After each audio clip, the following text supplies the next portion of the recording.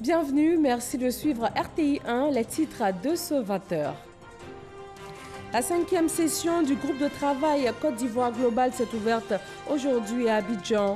Sujet principal, le suivi de l'investissement privé en Côte d'Ivoire et à l'extérieur. Le ministre des Affaires étrangères a fait un point de la visibilité du positionnement de la Côte d'Ivoire à l'international. Les heures complémentaires, un véritable problème dans l'enseignement supérieur en Côte d'Ivoire. Le pôle scientifique d'innovation de l'université Félix Houphouët-Boigny de Bangerville abrite des rencontres en vue de trouver des solutions et ainsi mettre fin aux grèves à répétition dans les universités et grandes écoles du pays. Le compendium des compétences féminines, un programme pour la promotion du genre en Côte d'Ivoire. En ce mois dédié à la femme, focus sur cet outil de promotion du genre mis en place par le gouvernement en 2012. 7 ans après, où en est-il? Quels impacts et quelles avancées? En Algérie, la mobilisation se poursuit contre le prolongement du 4e mandat du président Abdelaziz Bouteflika. Aujourd'hui, le nouveau Premier ministre a déclaré que le gouvernement serait formé d'ici la semaine prochaine, avec en priorité la prise en compte des attentes des populations.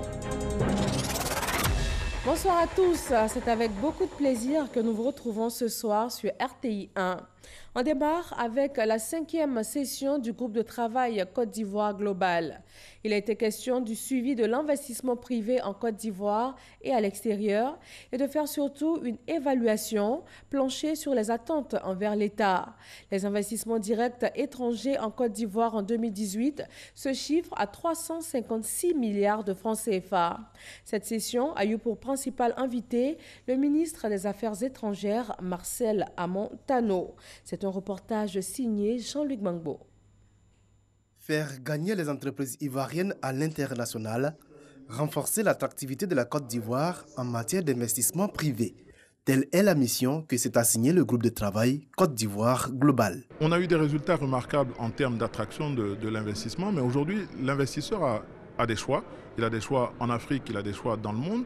Donc, il faut, comme un client, le fidéliser. On estime que évaluer les politiques publiques fait partie du jeu démocratique et faire connaître les attentes du secteur privé à l'État est un outil primordial pour aider et éclairer la décision publique.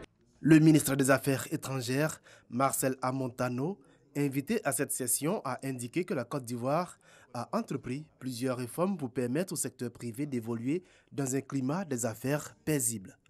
Au-delà de la volonté politique, c'est un ensemble de stratégies à travers une coopération diplomatique accrue, tant bilatérale que multilatérale, que la Côte d'Ivoire s'est engagée à mettre en œuvre. Des échanges francs entre le ministre et les hommes d'affaires qui n'ont pas manqué de relever les difficultés qu'ils rencontrent dans leur conquête des pays étrangers.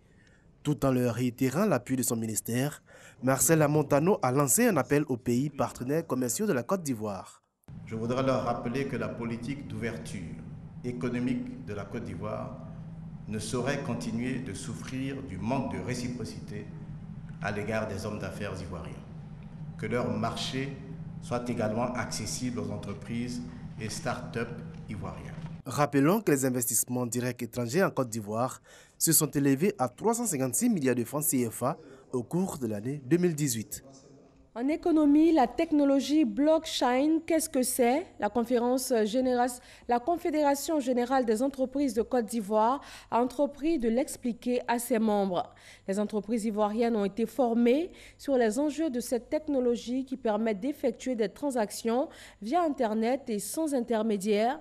Une formation aussi bien pour leur transformation digitale qu'économique. Jean-Luc Mangbo. Elle est considérée par les acteurs du monde des TIC comme la deuxième révolution de l'économie numérique après Internet. La blockchain, cette nouvelle méthode de sécurisation et d'authentification des transactions, aurait le pouvoir de faire sauter bon nombre d'intermédiaires, avocats, notaires, banques. En Côte d'Ivoire, on a un grand problème de tout ce qui est le foncier. Sur les puces coutumières, le foncier, quelquefois il y a quelqu'un qui réussit à vendre un terrain à 10 personnes. Avec la blockchain, c'est impossible, puisque dès la première transaction, une fois qu'elle est validée, elle est cryptée, elle est connue de tous. Donc, à partir de là, on ne peut rien faire d'autre que de valider ces transactions. Les premières transactions, c'est autour de la crypto-monnaie. C'est-à-dire que vous achetez des choses en Bitcoin, vous vendez des choses en Bitcoin, vous faites des dons par exemple à Wikipédia en Bitcoin, des choses comme ça. Ensuite, les entreprises s'en servent de façon générale pour baisser le coût des transactions. C'est-à-dire que le fait que je puisse faire des transactions programmables et pour pas cher et assez rapide avec des partenaires, y compris à l'international, c'est effectivement extrêmement intéressant pour ces entreprises. Si elle est enseignée aujourd'hui aux chefs d'entreprise ivoiriennes, c'est bien parce que cette technologie offre d'immenses champs d'exploitation. Les différents secteurs de l'économie ivoirienne pourront s'approprier cette notion-là déjà et ensuite l'intégrer dans leur business plan, dans leur stratégie, pour que demain, la Côte d'Ivoire soit en avance sur ces technologies en Afrique et que les retombées puissent se faire ressentir pour notre économie. La première blockchain est apparue en 2008 avec la monnaie numérique Bitcoin, dont les utilisateurs réalisent aujourd'hui près de 300 000 transactions par jour. Une technologie qui peut donc participer au développement des entreprises ivoiriennes et africaines. Ce qui nous conduit à Casablanca au Maroc pour l'ouverture ce jeudi du Forum international du développement de l'Afrique. Un rendez-vous qui réunit 2000 politiques et opérateurs économiques pour essentiellement nouer des partenariats d'affaires. 50 opérateurs économiques ivoiriens y participent. Si la Côte d'Ivoire s'illustre bien sur le plan économique, c'est également le cas dans le domaine de la santé. Le ministre ivoirien de la Santé est en ce moment à Vienne pour une table ronde du Fonds mondial de lutte contre le sida. Akaouele y a participé. Il a partagé l'expérience positive de son pays en matière de lutte contre le sida. Retour en Côte d'Ivoire, précisément à Korogo, dans le Nord. Les acteurs de l'éducation nationale, élèves, étudiants et aussi jeunes déscolarisés se retrouvent pour les journées carrières du ministère de l'Éducation nationale.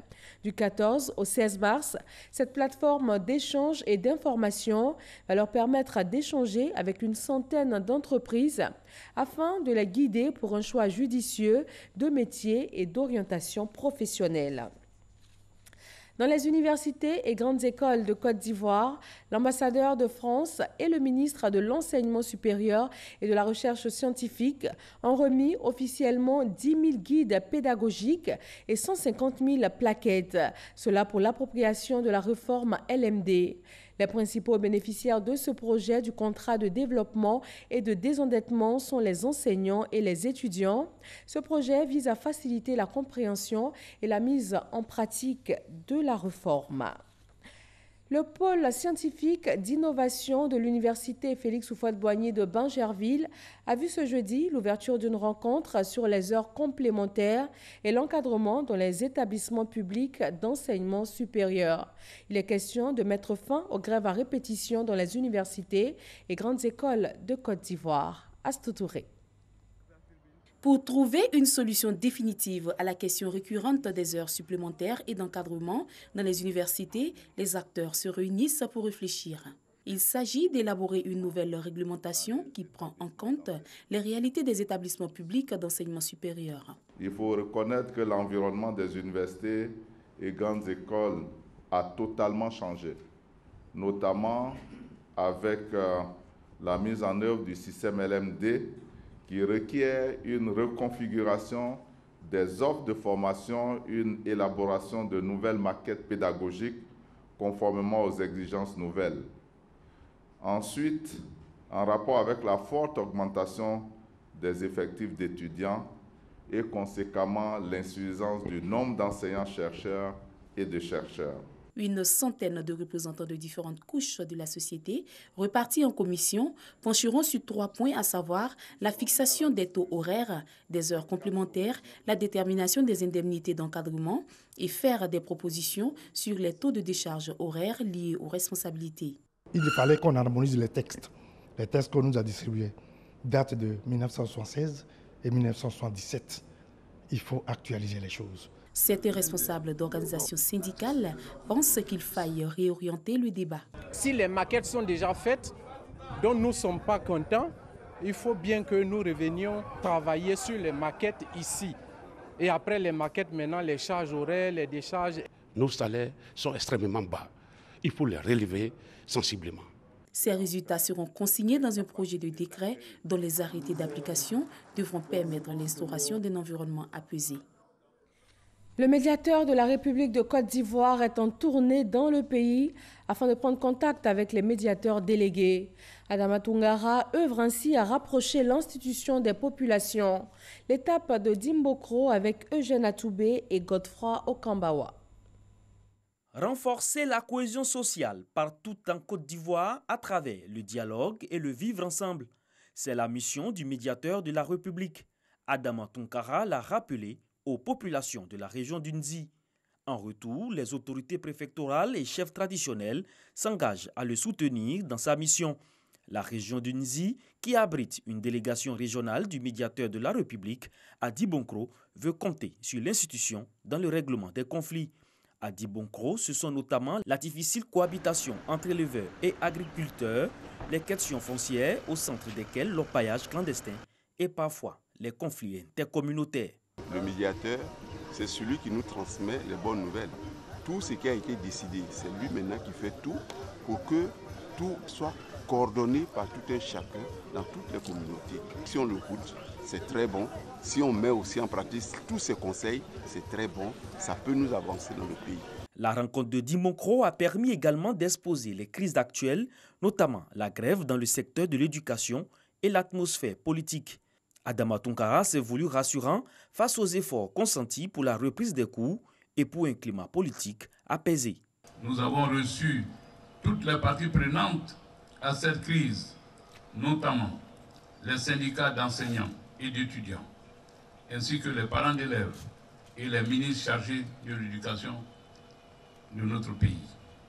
C'est le lieu d'inviter tous les acteurs de l'école ivoirienne au dialogue et au calme dans nos établissements, chefs coutumiers, leaders religieux, responsables d'associations des femmes et des jeunes.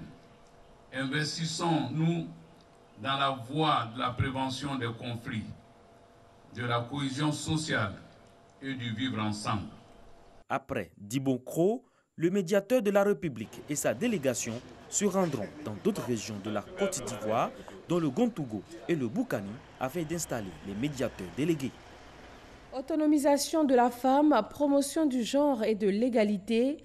L'un des programmes phares mis en place en Côte d'Ivoire est bien le compendium des compétences féminines. Un outil mis en place par le gouvernement en 2012 afin de rendre visibles les compétences féminines et rehausser leur participation à la vie publique. Cette année, après le lancement du compendium, qu'en est-il aujourd'hui? Quels impacts et quelles avancées? Le dossier politique de ce 20h y est consacré en ce mois dédié à la femme. Il est signé Alexis Ouedraogo.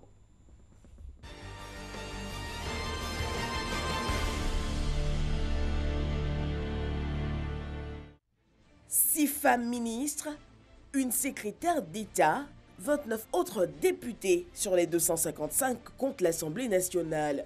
Les talons aiguilles se font encore très peu entendre dans les couloirs des nominations. La Côte d'Ivoire a ratifié la plupart des conventions internationales relatives à l'égalité entre les genres. Pourtant, le pays est encore loin du compte dans l'égalité entre les sexes. En 2012, pour réduire le gap, le compendium des compétences féminines voit le jour. Le compendium est une initiative de son Excellence M. Alassane Ouattara, président de la République de Côte d'Ivoire. Quand il est venu, il avait envie de nommer les femmes et les hommes. Il avait envie de valoriser les compétences des femmes, parce qu'il y croit. Alors il a demandé à sa conseillère spéciale d'alors, Mme Jeanne Peumont, de lui trouver les femmes pour qu'il puisse compter avec elle. Marie-Noël Ekponou est l'un des succès de l'initiative. Ménagère, mère de 4 enfants, elle a bénéficié en dépit de son niveau cours préparatoire de l'encadrement de la formation du compendium. Aujourd'hui, c'est elle, le député de la sous-préfecture de Thiès-Salé et de Morocco. J'ai un niveau CP2. Le compendium m'a apporté beaucoup de choses. J'avais des lacunes avant de parler devant l'Assemblée, devant plusieurs personnes. Avant, j'avais honte de parler devant 2-3 personnes, mais aujourd'hui, je peux m'exprimer devant le monde. Entre autres objectifs du compendium, renforcer la visibilité, la participation et le leadership des femmes dans la gestion des affaires publiques et privées, fournir des informations utiles pour le recrutement, la nomination ou la représentation des femmes, identifier les secteurs où elles sont sous-représentées en vue d'inciter des mesures correctives. Là où elles sont nombreuses, vous voyez ici l'histogramme, ça nous montre que c'est dans les activités judiciaires, les activités d'enseignement, le marketing et la force de vente. Donc le compendium, en un clin d'œil, nous permet de voir la situation de la femme en Côte d'Ivoire. Et ça nous permet de corriger. À ce jour, l'annuaire qui regroupe quelques 1300 compétences a ouvert la voie à des femmes. Et l'avant-projet de loi du gouvernement du 6 mars dernier vient renforcer cette victoire. En application de la Constitution de la Troisième République, ce projet de loi institue des mesures en faveur d'une meilleure représentation de la femme à l'Assemblée nationale et au Sénat, ainsi que dans les conseils régionaux, les conseils de district et les conseils municipaux. Ainsi, il impose pour les scrutins uninominaux ou de liste un quota minimum de 30% de femmes sur le nombre total des candidats présentés pour les scrutins relatifs à l'élection des députés, des sénateurs, des conseillers régionaux, des conseillers de district et des conseillers municipaux. 30%, c'est pas rien, c'est à saluer. Je crois que dans les années à venir, ce pourcentage augmentera. C'est vrai que la décision a été prise, mais il va falloir que cela soit réel, même si on peut aller au-delà des 30%, ce serait déjà une bonne chose. Cela donnera encore plus de crédibilité à nos institutions, donc c'est une bonne chose. Pendant 8 ans, nous avons formé les femmes. Elles sont prêtes. Il ne faut plus que ce soit seulement 200 femmes, 1000 femmes. Il faut y mettre les moyens. C'est un plaidoyer que je fais. Aussi bien au niveau du gouvernement que des partenaires au développement, que des partenaires même à l'international, pour que beaucoup plus de femmes puissent bénéficier. Le compendium travaille aussi à la certification genre. Elle devrait permettre aux entreprises employant un grand nombre de femmes d'améliorer leurs performances. Mieux, le compendium s'ouvre aussi aux jeunes. 30% de l'annuaire devrait leur être dédié. Le message est aussi lancé aux femmes. Plus d'audace et d'engagement pour que retentissent de plus nombreux talents aiguilles dans les couloirs des nominations. Merci à Alexis Ouedraogo pour ce dossier consacré ce soir au compendium des compétences féminines de Côte d'Ivoire. Parlons d'accès à l'eau potable. Le village d'Angoda, dans le département de Toumoudi, compte désormais une pompe de plus pour renforcer les capacités de son château d'eau. Un ouvrage qui vient en réponse à la pénurie d'eau potable en saison sèche. Il a été officiellement inauguré par la ministre Raymonde Goudou-Kofi. Léon Brou.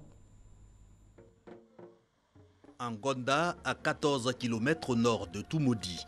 4 villages réunis, plus de 8000 âmes, des groupes scolaires, un collège, de l'électricité, des installations d'eau potable, bref, tout d'une ville, seulement l'accès à l'eau potable pas régulier. Nous avons bénéficié d'un château d'eau, mais il s'est trouvé qu'à un moment donné, avec la saison sèche, le château est à sec. Et les pompes villageoises que la société qui a construit les bâtiments en a donné, c'est aussi parti à sec. Il y a des moments où l'eau vient. Peut-être que ça peut venir le soir ou bien matin, ça ne vient pas. Pendant la saison sèche, là, ça ne vient pas du tout. On est obligé d'aller dans les pluies. À l'origine, vétusté des infrastructures doublée de l'insuffisante capacité du château d'eau face à l'augmentation de la population. Pour aider à résoudre cette situation, voici la réponse de Raymonde Goudou-Kofi. Cette pompe à motricité humaine, la seule fonctionnelle à l'issue d'un test réalisé sur 5 forages avec l'appui de l'UNICEF.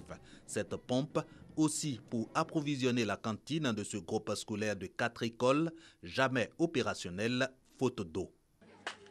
Il faut que vous me dites ce qui ne va pas. À ce moment-là, on essaie de trouver des solutions. Je ne pourrais pas tout résoudre, c'est vrai. Mais là où ma main arrive, c'est là où je pourrais faire. On est très content. Après tout, l'eau est très importante. On est très content. C'est seulement on vous dit merci. Le château qui est là, maintenant c'est petit. Donc on souhaite que le gouvernement viennent faire ça, augmenter. De l'eau régulièrement dans les robinets d'Angonda, ce n'est pas impossible, rassure Raymond Goudoukofi, la ministre de la modernisation de l'administration, qui appelle à la cohésion et à la paix. Le but, permettre la mise en œuvre de l'année du social décrétée par le président Alassane Ouattara. Le Japon fait un don de 166 millions de francs CFA à la Côte d'Ivoire, principalement pour la construction de salles de classe et de cantines scolaires. L'ambassadeur du Japon en Côte d'Ivoire et les communes bénéficiaires ont signé l'accord de convention. Victorine Yaoyoboué. Une vingtaine de salles de classe équipées, un bâtiment administratif, 2 cantines scolaires d'une valeur de 166 millions de francs CFA. C'est le don de la République du Japon aux collectivités locales de Côte d'Ivoire. Les premiers bénéficiaires sont les communes de Sifié, Lakota et Vavois. Particularité de ce don, il va directement aux communautés locales. D'où la présence des responsables des COGES du Collège moderne de Sifié et de 2 établissements primaires de Vavois et de Lakota à la signature de convention. La réalisation de ces projets éducatifs contribuera à l'amélioration des conditions d'apprentissage et de travail en faveur de près de 1700 élèves et leurs instituteurs. Zoumana Meïté Anliou, représentant l'Union des villes et communes de Côte d'Ivoire, UVIC aussi, a relevé l'importance de cet appui du Japon à la Côte d'Ivoire.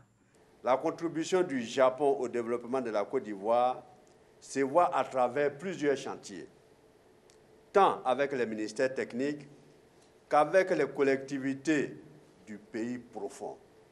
L'échangeur de l'amitié ivoiro-japonaise en construction à Makuri est une grande illustration de cet engagement au développement de notre pays. C'est donc au nom de l'ensemble des maires qui bénéficient de ces acquis et au nom du tout nouveau président de l'UVIC aussi, je voudrais vous exprimer nos vifs remerciements.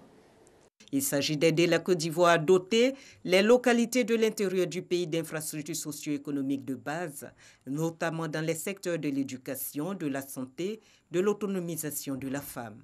À terme, ce programme japonais devrait contribuer à la réduction des disparités entre les zones urbaines et rurales. Outre les COGES, les associations de femmes et les mutuelles de développement légalement constituées peuvent postuler pour bénéficier de financements similaires. On se rend maintenant à Yamoussoukro pour l'ouverture des Journées nationales de la communication et du marketing, une plateforme d'échange et de partage entre les professionnels du milieu. Les travaux portent sur les défis actuels de ces secteurs d'activité. Ils sont présidés par le ministre de la Communication et des Médias, Kader Segodogo. C'est parti pour la 4e édition des Journées nationales de la communication et du marketing, une rencontre annuelle destinée aux chefs d'entreprise et aux responsables de la communication et du marketing des entreprises publiques et privées, un carrefour du donner et du recevoir. C'est une belle opportunité pour tous les professionnels de la communication et du marketing se retrouver, partager leur expérience, apporter un plus à ce qu'il a l'habitude de faire avec l'expérience qu'il a pu apprendre des autres. Développement de la stratégie de communication digitale des organisations, un thème bien d'actualité retenu pour la conférence inaugurale. C'est surtout un cours sur l'évolution de cette technologie, par le passage du web 1.0 au web 4.0. Et bien entendu, c'est un bassin riche en termes de communication sur le numérique. Et on espère justement, j'espère en fait en tout cas que j'ai pu répondre aux préoccupations des uns et des autres. Le ministre de la Communication et des Médias prend part aux travaux. Sidi Tiemoko Touré réitère la volonté du gouvernement de soutenir la digitalisation. Mais une préoccupation très vite prise en charge par le ministre en charge des nouvelles technologies. Nous sommes très heureux d'avoir participé à cette opportunité et nous avons vu des gens qui sont soucieux du devenir, de l'avenir de leur métier. Des échanges ont eu lieu, il y aura de l'apprentissage, il y aura de la formation et tout ceci est valorisant pour le corps des communicants et des marketeurs, mais surtout pour les ressources humaines qui y sont, qui seront valorisées davantage dans la perspective, je l'espère, de l'émergence que nous ambitionnons tous pour 2020. Les Journées nationales de la communication et du marketing sont un concept des Journées nationales métiers initié par le groupe RH-MAG. Cette initiative bénéficie du soutien de la radiodiffusion télévision ivoirienne RTI. Quel type de gestion pour les déchets ménagers et déchets solides? Le district autonome d'Abidjan fait appel à l'économie circulaire. Elle permet de donner une seconde vie aux déchets en les transformant en matières premières. Une convention a été signée avec l'Institut national d'économie circulaire de France. Grâce Kando. Selon le recensement général de la population, la Côte d'Ivoire compte 23 millions d'habitants, dont 6 millions à Abidjan, et chaque habitant produit 280 kg de déchets par an. L'économie circulaire se présente donc comme l'une des solutions pour la gestion des déchets. Elle consiste à transformer, recycler et valoriser les déchets en matières premières pour la conception de nouveaux produits. Pour promouvoir cet outil, le gouverneur du district d'Abidjan signe une convention avec l'Institut national d'économie circulaire de France. L'opération concernant l'économie circulaire en Abidjan va contribuer à asseoir avec nous une étude thématique très poussée qui va mettre en évidence les organes de cet institut que nous voulons créer en Abidjan et qui va permettre de capter aussi des financements auprès d'institutions internationales et de manière à ce que nous alimentions nos projets, nos idées et que les ordures deviennent de l'or qui dure. C'est-à-dire les ordures doivent être maintenant une matière première pour insuffler un vent nouveau dans le mécanisme de l'emploi des jeunes et de l'emploi tout court. Pouvoir s'appuyer sur un pays comme la Côte d'Ivoire, une métropole aussi puissante que Abidjan dans cet espace continental qu'est l'Afrique, est un atout pour nous. Et nous allons apporter tout d'abord notre expertise. Nous avons 6 ans de recul, nos savoir-faire, nos réseaux aussi. L'économie circulaire limite la consommation et le gaspillage des matières premières, entre autres l'eau et les sources d'énergie.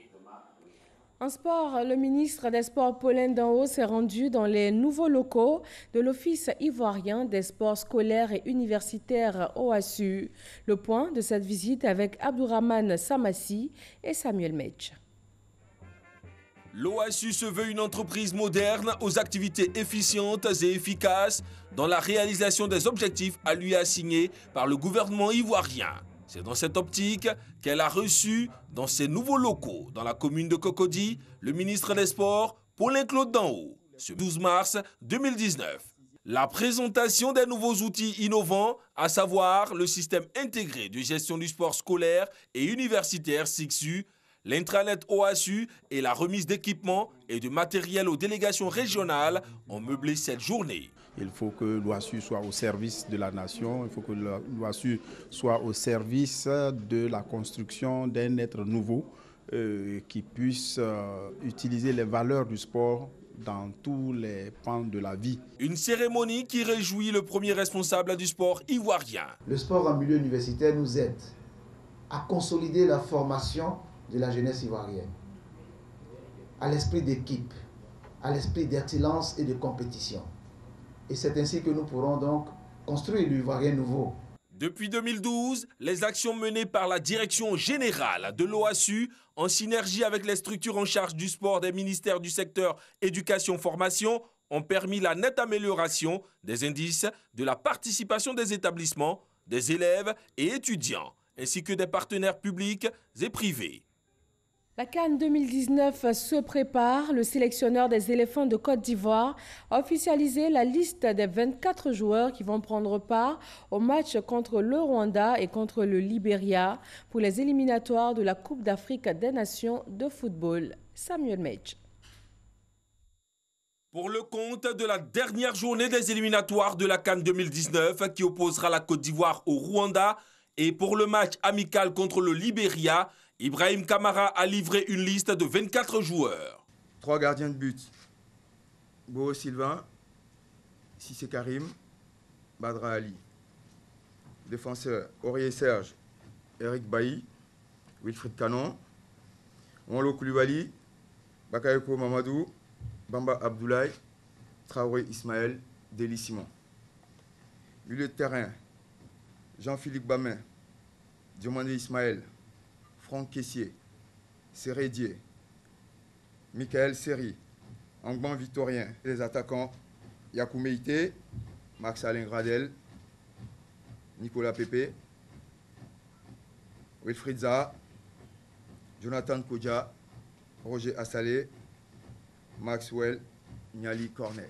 Une liste à travers laquelle le sélectionneur de l'équipe nationale de Côte d'Ivoire s'inscrit totalement dans la continuité de l'objectif, d'où le retour de Sissi Abdoul Karim, Wonlo Koulibaly, 2 pensionnaires de la Ligue 1 ivoirienne, également Bomba Abdoulaye et Simon Deli de Slavia Prague. Le sélectionneur ivoirien s'est longuement attardé sur la non-sélection de Yao Kwasi Gervais, brillant en Série A avec Parme.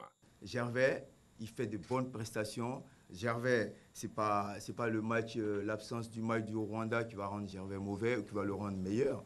Mais par contre, je pense qu'il y a des gens dans ce groupe qui ont besoin de s'exprimer, qui ont besoin de saisir l'opportunité de rester dans le groupe ou de le quitter. Déjà qualifié pour la prochaine Coupe d'Afrique des Nations, la Côte d'Ivoire recevra à Abidjan le Rwanda en match comptant pour la 6e et dernière journée de la phase de poule le 23 mars avant de se frotter au Libéria 3 jours plus tard en match amical au Félicia. Dans l'actualité internationale en Algérie, la mobilisation se poursuit contre le prolongement du 4e mandat du président Abdelaziz Bouteflika. Les contestations portent essentiellement sur le report du scrutin présidentiel, initialement prévu le 18 avril. Aujourd'hui, le nouveau Premier ministre a déclaré que le gouvernement serait formé d'ici la semaine prochaine avec des technocrates et représentatifs de la société, avec des jeunes et des femmes. Il précise que les revendications de la jeunesse algérienne vont constituer les lignes directrices du nouveau gouvernement. Et puis sur le dossier du Brexit, les députés britanniques ont voté massivement ce soir pour un report du divorce avec l'UE, théoriquement prévu pour les 29 mars jusqu'au 30 juin prochain. Et voilà, c'est tout pour ce journal. Merci de l'avoir suivi. Très bonne fin de soirée avec les programmes de RTI1.